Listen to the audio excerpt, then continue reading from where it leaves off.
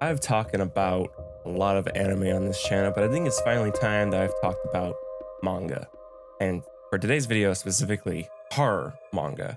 So in this video, I'm going to be making a list of the top 5 horror manga that I've personally read so far. And I'll be basically giving you just a tiny little bit summary, nothing spoilery, and then I'll be giving you my thoughts on them. Number 5, Monster. The story revolves around Kenzo Tenma, a Japanese surgeon living in Germany, whose life enters turmoil after getting himself involved with Jonah, one of his former patients who is revealed to be a dangerous serial killer. Isn't technically a horror manga, but to me it's a psychological thriller with its own subset of horror, really. And I think Monster does a really good job because Tenma, the main character's whole point is his moral compass. At the end of the day, he's a doctor. He swore to save any life that he could, doesn't matter who they are. And he's going to have to bend his moral compass to fix his mistake, he feels.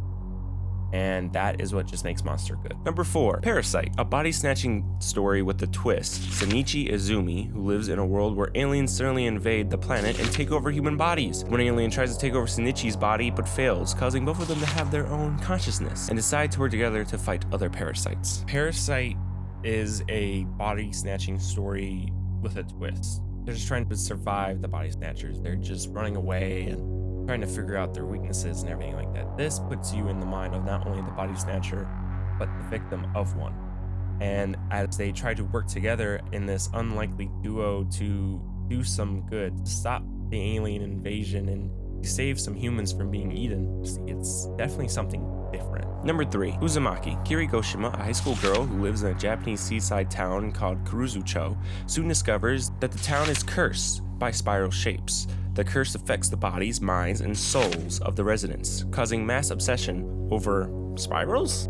This was actually the first Junji Ito story I ever read, and the fact that he can make something as simple as spirals horrifying and use the imagery that he does in his manga and his storytelling is just so unique is just amazing. Number 2, Homunculus. Susumu Nakoshi is a 34-year-old homeless man living out of his car, when one day he's approached by a man that is willing to pay him 700,000 yen for drilling a hole into his head for research purposes.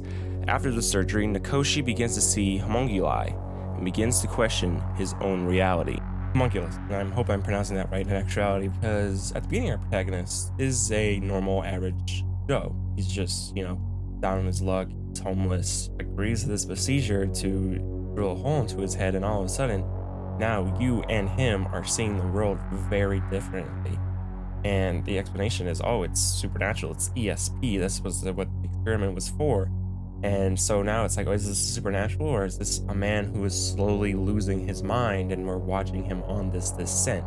We are also questioning, is what he's seeing real, or is what we're seeing just a really bad side effect, drilling a hole in one's head?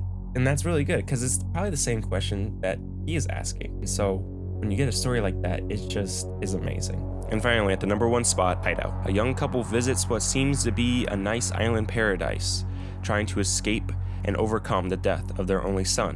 But for the husband, the trip has a different purpose altogether. Now with Hideout, I didn't want to explain a lot, because Hideout is a read that is just full of turns and twists up and down. It is a horror read. The imagery, the manga, how it is drawn, don't want to get too in depth in it now, because I would rather you go read it, because it's just that good. Yeah, and that's gonna be it for today's video. I hope you guys enjoyed this list. If you did, hit that like button. But hit me with your guys' horror manga recommendations, or even horror anime. Let me know what you guys thought, maybe of, if you've read some of these as well. Let me know what you thought of them. Let me know that in the comments below. Love hearing you guys' thoughts and opinions. I guess I'll see you guys in the next one. Peace out.